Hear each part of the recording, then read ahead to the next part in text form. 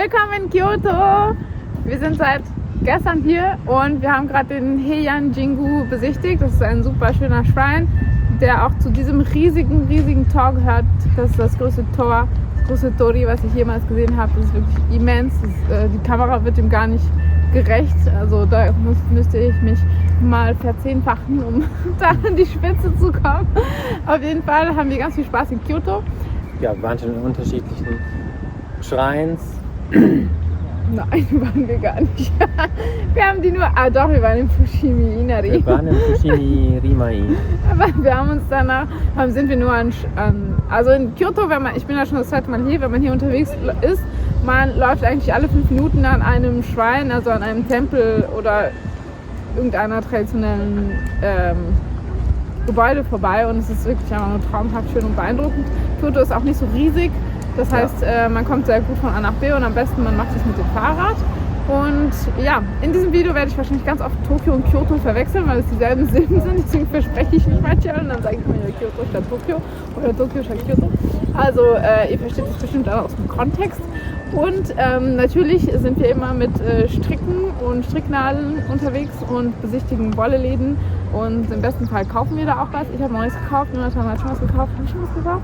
Nein, ich habe noch nichts gekauft. Jonathan kauft mehr als ich, also darauf könnt ihr euch auch freuen, dass wir hier in Kyoto Wolleläden besichtigen, uns angucken und euch schöne Sachen da mitbringen, neue Einblicke in andere Strickkulturen, andere Garne. Und die Ampel macht ganz so bing, bing. Und jetzt drehen wir uns einmal im Kreis in die Richtung. Hui! Und dann könnt ihr jetzt noch den großen Tempel da hinter uns sehen. Das ist der Heian-Jingu, den haben wir gerade besichtigt. Der Haupttempel, da wo dann tatsächlich Gebete gemacht werden und ja, der Altar steht, der ist gerade under construction, also kann man da jetzt nicht so viel sehen. Aber trotzdem konnten wir reingehen und auf jeden Fall haben wir die Gärten besichtigt und das kommt jetzt. Willkommen in Kyoto am Heian-Jingu. Wir sind am Heian-Shrine-Tempel und wir müssen jetzt noch ganz schnell über die Straße. Und dieser Tempel ist einfach super schön und sehr beeindruckend. Tada! Und wir kommen von dort hinten. Und dort hinten sieht man ein riesiges Tor. Das ist das größte Tor, das ich jemals gesehen habe. Das ist einfach riesig, dieses Tori. Und hier wird gerade eine Bühne aufgebaut. Und ja, so sieht der Eingang aus zu dem Heian-Jingu. Mit diesen Parkgefässern am Rand. Ja. Und hier lang geht's rein. Aber es sieht so aus, als wäre da ein bisschen under construction, weil das Gebäude da eine Plane hat. Und es schließt um 17:30 Uhr. Wir sind gerade rechtzeitig noch angekommen, um uns das anzugucken. Und es scheint, als ob es eine Veranstaltung gelte, denn hier wird auf jeden Fall Bühne und alles aufgebaut. Man schaut euch nur diese riesen Säulen an. Diesen wunderschönen Tempel. Und ich kann mich richtig gut an diesen Tempel erinnern, dass er mich außerordentlich beeindruckt hatte, als ich mein Auslandssemester hier gemacht habe. Wow. Einfach nur wow. Und ja, hier passieren gerade ganz viele Arbeiten. Vielleicht bauen die schon auf. Ja, vielleicht gibt es einen Test. Am Montag. Am Montag gibt es irgendeinen Public Holiday, aber auf Google steht, es ist Sports Day, ein Sporttag. Also ich weiß nicht, ob das was mit dem Tempel zu tun hat. Da gibt es auf jeden Fall einen Feiertag für die Japaner, aber es ist trotzdem alles offen. Wir können trotzdem alles besichtigen, aber es wird wahrscheinlich alles ein bisschen voller sein. Und da wir jetzt kurz vor Schließungszeit hier sind, ist jetzt auch niemand hier. Niemand hier. Alles für uns. Naja, nicht alles, es sind ein paar Bauarbeiter, aber wow, schon sehr schön. Sehr schön. Wir haben es gerade noch rechtzeitig geschafft in den Garten vom Heian-Jingu. Wir sind noch reingekommen und es ist super schön hier.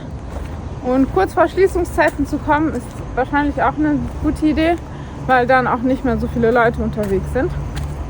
Ich weiß jetzt nicht, wie stark besucht es hier normalerweise ist, aber heute Morgen waren wir am Fushimi Inari Und da war es sehr voll. Deswegen gehen wir bestimmt noch an einem anderen Tag zu dem Schrein mit den 1000 Toren oder Millionen Toren, weil das heute Morgen sehr voll war.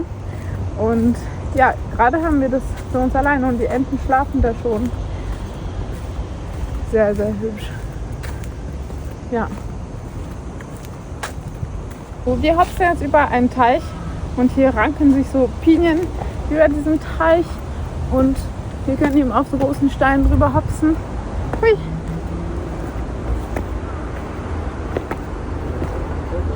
Und der Teich ist gar nicht tief, aber ich sehe keine Fische. Hast du Fische gefunden? Ich habe vorhin einen Karpfen gesehen. Oh. Also größeren Fisch. Als ich vor 10 Jahren da war Kyoto, glaube ich, noch nicht so Mode weltweit. Und es gab, glaube ich, auf jeden Fall weniger Touristen. Weil heute Morgen war der Fushimi Inari, also der Schrein mit den 1000 Toren, so voll. Und ich kann mich erinnern, als ich da gewesen war, eben vor 10 Jahren, war ich da alleine. Ich bin ganz alleine durch diese 1000 Tore gelaufen. Und ich weiß nicht mehr genau, wie viel Uhr ich dort war, aber auf jeden Fall, ja, musste ich mich nicht mit Massen an Menschen da durchschlagen. Aber ich habe kaum Fotos davon, weil ich eben alleine unterwegs war. Deswegen habe ich da nur ein paar Selfies gemacht. Aber ich hatte das auf jeden Fall sehr, sehr genossen. Deshalb wollen wir auf jeden Fall nochmal hin. Aber ganz früh, so um 6 Uhr morgens oder so, oder 7 Uhr morgens, wenn da noch nicht so viele Leute sind. Und ja, hier plätschert das ganz schön runter. Und wir waren eben schon in 3 Wolleläden heute. Und einen wollen wir noch machen nächste Woche, wenn wir wieder da sind. Weil am Wochenende sind wir in einem buddhistischen Tempel. Und ja, in dem allerersten Wollladen, in dem wir waren, gab es vor allem Stoffe. Und Jonathan hat sich ein paar Nadeln gekauft, ein neues Nadelspiel. Ja, hier kommt eine super, super schöne Brücke. Wow. Ja, eine Nadel von Jonathans Nadelspiel war gebrochen. Von den Knit Pro Nadeln. Sockenstricknadeln, die 2,5 mm. Und ich kann mich erinnern, damals, als ich meine Nadelspiele gekauft habe, immer, dass die dünneren Nadeln auf jeden Fall immer noch eine Ersatznadel dabei hatten. Also bei den 2,5 mm oder 2 mm gab es immer noch eine 6. Nadel, wenn man so ein Nadelspiel gekauft hat. Und als Jonathan es gekauft hat, hatte er nur 5 Nadeln und ich habe mich so gewundert, dass er nur 5 Nadeln hat und jetzt ist tatsächlich eine gebrochen. Das heißt, er musste sich halt wirklich ein neues Nadelspiel einfach kaufen. Und ja, und du hast es aus Bambus auch gekauft und aus nicht? Bambus und in einer amerikanischen Größe, was 0,1 mm kleiner ist als die ich jetzt habe. Ja, die Größen aus den USA, die sind ein bisschen krumm. Das heißt, er hat jetzt 2,4 mm und die Größe danach wäre 2,7 mm gewesen. Das heißt, 2,4 ist ja am nächsten dran. Ja, es ist auch, also ich meine, Bambus ist auch gut, aber ihr könnt es gerne mal in die Kommentare schreiben, ob ihr euch erinnert, wenn ihr vor ein paar Jahren noch Knit Pro Nadelspiele gekauft habt, ob da eine Ersatznadel dabei war oder nicht. Ja, schreibt es gerne in die Kommentare. Und diese Brücke ist so schön, könnt da vorne nochmal anhalten und die nochmal angucken.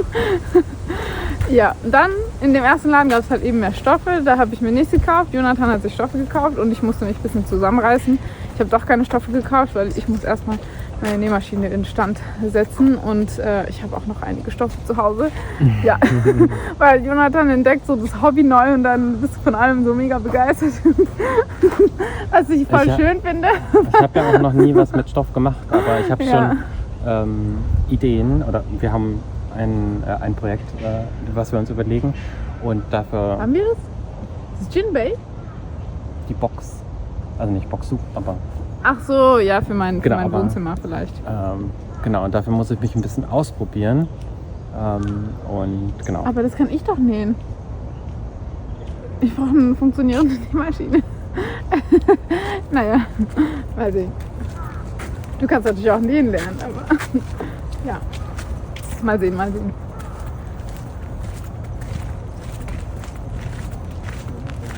Und genau, da gab es auch nicht so eine Riesenauswahl an Wolle in dem ersten Laden. Der erste Laden, der hieß Chubi. Und ja, schaut euch nur diese Pracht an. Und da laufen wir gleich rüber. Ne? Ja. Zurück in den Tempel rein. Und da sind sehr schön manikürte Pinien, die eigentlich Bonsais sind. Also weiß ich nicht, ob das ein Bonsai ist. Auf den kleinen Inseln? Auf den kleinen Inseln, aber die sind sehr, sehr klein gepflegt. Ja. Das ist schon Bonsai-mäßig, oder? Ja, schon. So halb Bonsai, mittelmäßiger Bonsai, Mittelbonsai. Voll schön, wie das Sonnenlicht da gerade reinfällt. Ja, weil in Japan geht die Sonne ziemlich früh unter. Um 17:30 Uhr ist schon Sonnenuntergang und jetzt ist so 17 Uhr. Das heißt, man muss sich auch immer ein bisschen beeilen, weil sonst machen die Sachen zu, da ist es dunkel und man sieht nichts mehr. Aber wir haben optimales Wetter, das ist super, super toll. Und ja, genau. Also in dem ersten Laden hast du die Stoffe gekauft und neue Stricknadeln. Ich habe mir nichts gekauft. Ich war da jetzt nicht so mega begeistert, weil es gab halt vor allem Stoffe, Kurzwaren und nur ein ganz kleines bisschen Wolle. Und diese Garne, die wir gesehen haben, die hatten wir auch schon in Tokio gesehen. Das heißt, es war jetzt, ja, interessant, aber jetzt nicht so wow. Aber die Verkäuferinnen waren auf jeden Fall sehr freundlich. So wie in Japan überall sind die Leute immer sehr, die japanischen Menschen, sehr zuvorkommt. Und jetzt machen wir ein Foto. Diese Socke ist auf jeden Fall fertig. Sehr, sehr schön ist die geworden. Ich finde, dass die Farben super schön zu Japan passen, mit so viel Grün. Erinnert mich das an die schönen Wälder. Und ja, ich habe eine neue tolle Handtasche, die perfekt ist für meine Strickprojekte. Und ich habe jetzt schon die zweite Socke hier angeschlagen. Die läuft richtig gut. Naja, die Socke läuft eigentlich nicht. Die läuft ja erst, wenn ich die trage. Aber ja, Schoppelzauberbälle haben wir heute auf jeden Fall auch noch einige gesehen, aber darüber erzähle ich vielleicht später noch mehr. Bleibt auf jeden Fall dran, denn wir haben in Kyoto auch noch ein paar Wolle-Läden uns angeguckt und wirklich schöne Sachen gefunden.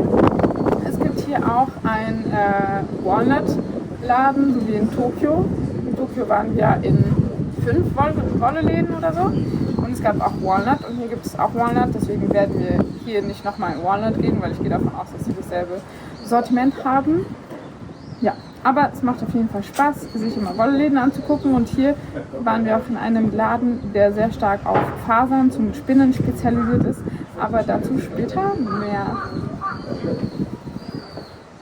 Die Brise ist so angenehm und es ist so schön mit dem Sonnenuntergang, wie das Licht der Sonne auf die Pflanzen fällt. Und ja, man kann hier auf jeden Fall den Nachmittag ausklingen lassen. Und gleich gehen wir ganz viel essen, weil wir haben nur gefrühstückt und seit dem Frühstück haben wir nichts mehr gegessen. Und wir wollen zum Nishiki-Markt, das ist ziemlich mittig in Tokio und da gibt es ganz viel japanisches Streetfood, also so traditionelles Essen und Straßenessen. Mal sehen, ob wir etwas finden, was uns schmeckt, aber ich habe da eigentlich keinen Zweifel dran, dass wir etwas finden, was uns schmeckt. Und Jonathan hat sich diesen kleinen Beutel gekauft, da sind so kleine Katzen drauf und da passt mein Knäuel aktuell perfekt rein für die zweite Socke. Fängst du jetzt auch an zu stricken? Ja. Also aktuell stricke ich mit meinen 4 Nadeln hier. Und ich musste die Spitze von der Socke schon mehrmals öffnen, weil ich Fehler gemacht habe. Das ist ja meine erste Socke. Ja, ich finde, du hast so hohe Ansprüche an dich selber. Du willst immer auf Anhieb immer alles direkt hinbekommen und es ist deine erste Socke und du willst, dass die Spitze direkt beim ersten Mal sitzt. Ich habe dann irgendwas passte mit der Anzahl nicht und dann das Ganze mit 3 Nadeln da vorne war sehr verwirrend. Naja, ich glaube, jetzt habe ich den Dreh raus und ich schließe die erste Socke ab.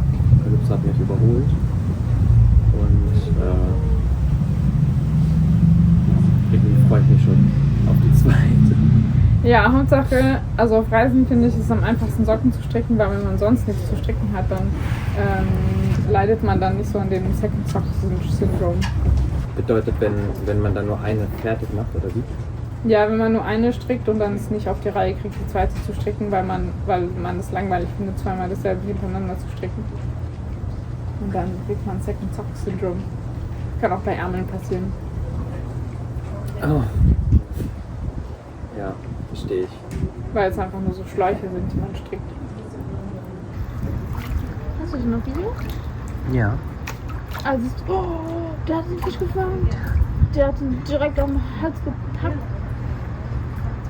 Wow. Wenn dir das Video gefallen hat, dann hinterlass mir doch gerne ein Like und ein Abo. Du kannst natürlich auch gerne kommentieren, #Stricken mit Calypso oder #Reisen mit Calypso.